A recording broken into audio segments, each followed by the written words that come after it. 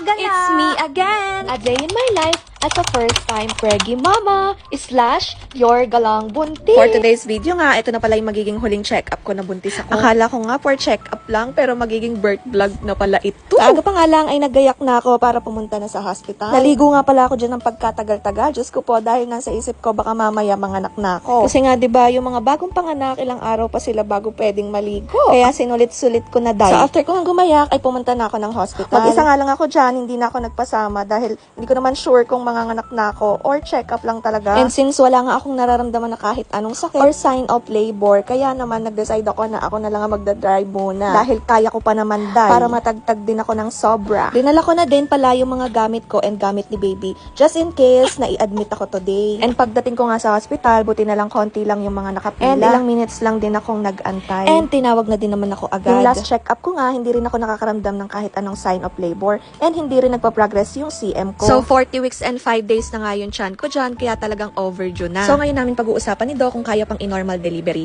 and mag-intay pa ng mga ilang araw para mag-labor ako. Or i-induce or CS na lang akong diretsyo. So hindi na nga ako nakapag-video sa loob dahil bawal. Pagka-IE nga sa akin ni Doc ay wala pa rin nagiging progress dun sa cervix ko. Sabi nga ni Doc kung tutuusin puli na daw ako. Kaso nga yung may problema talaga is yung cervix ko. Ayaw niyang mag-align dahil naka-posterior cervix pa din siya. And nakita din sa ultrasound na matanda na nga yung placenta ko. Kaya ang ending, ito masi-CS ako. Pinag-decide ako ni Doc kung ngayong araw daw ako isi-CS or kung gusto ko bukas. So nag-decide na ako na ngayon na nga dahil ganun din naman yun day. Bibiyakin at bibiyakin din ako kung bukas. And sobrang gusto ko na din namang makaraos at gusto ko nang makasama yung baby ko. Natatakot na nga din kami na baka makapoops na din siya sa loob ng tiyan ko. So pagkalabas ko nga ng clinic ni Doc, hindi ko na alam kung anong mararamdaman ko. Sobrang mixed emotion kaya naiiyak talaga ako. And at the same time, syempre kinakabahan dahil first time ko nga ma-experience to. So after nga nun, pinasakay na ako sa wheelchair and diniretso na ako sa ER. And i-admit na nga nila ako. So nilagyan nila ako ng swero. Diyos ko, day, nakatatlong tusok sa akin dyan sa ugat. Dahil yung ugat ko ayaw makisama, sobrang ninipis daw. And puyat nga din kasi ako kasi hindi ako makatulog sa sobrang excited na lumabas si baby. Sobrang natutulala na nga lang din ako kasi sobrang dami talagang pinagtutusok sa akin. Pero sinasabi ko na lang sa sarili ko na okay lang yan, worth it to. Lahat ng mga sakit na titiisin ko. And ilang oras na nga lang ay makakasama ko na si baby. Nung time na yan, mag-isa pa nga lang ako dahil pasunod pa lang yung mga makakasama ko sa hospital na mag-aasikaso sa akin. So fast forward, after 1 hour ay tinawag na nga kami sa OR. Sabi nga ako na yung next na ooperahan. Nung narinig ko nga yun, day, hindi ko na naman alam kung ano yung mararamdaman ko. Buti na lang talaga mababait yung mga doctor and nurses na kasama ko. Ipapapil talaga nila na safe ka para di ka kabahan sa operation. Hindi na nga ako nakapag-video sa operating room kasi nga bawal. Pero after kong tusukan ng anesthesia, buti na lang talaga hindi ako nakatulog. Hanggang sa makalabas si baby, ay gising pa rin ako. Kaya talagang sobrang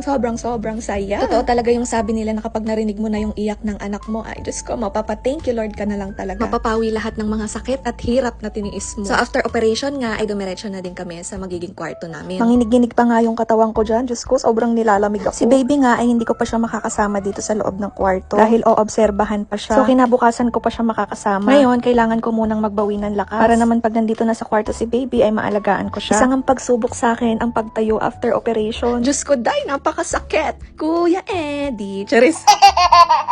Isa pa nga yung pag-ihi at ang pag-poops. Pero lahat ng yan napawi nung nakita ko na si baby. Para bang biglang lumakas ang tao na ito. Unang gabi ng puyatan at hindi na nga ako nakapag-video. So kinabukasan nga ay pinaarawan lang namin si baby. And ito yung first time na maaarawan siya. Sobrang saya talaga yung nararamdaman ng puso ko. Bakla, hindi ko talaga ma-explain. Alam mo yung kahit na sobrang sakit ng buong katawan mo, puyat ka, groggy ka. Makita ko lang yung mukha ng anak ko. Diyos ko, day. Naiiyak na lang ako sa sobrang saya. So ayun nga, kinahaponan pinauwi na din kami since okay na ako and si baby. Kaya sobrang thank you Lord talaga kasi kahit overdue ako, sobrang healthy namin parehas ng anak ko. So ayun nga lamang for today's video. Please like, comment, and share. Thank you for watching.